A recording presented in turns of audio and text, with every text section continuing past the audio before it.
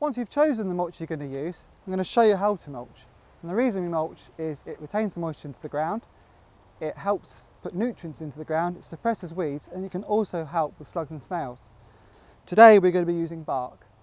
Before you mulch, it's really important to make sure that you clear the weeds away from the area. You need to make sure there's no weeds before you put the bark down.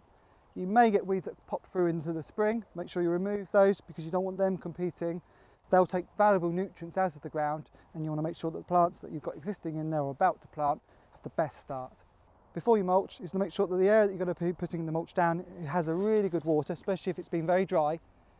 Make sure it's had a good soaking prior to putting the mulches down. We're now ready to mulch, so once you've chosen the mulch you're going to use, you want to get that placed on the bed ready to go.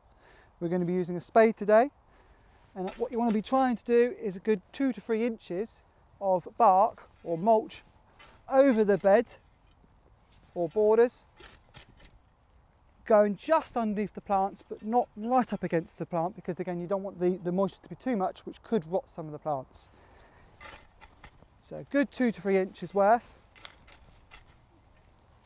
and you can use a fork afterwards just to spread that evenly so you get a nice level surface. And finally, just keep an eye on your mulched beds and borders.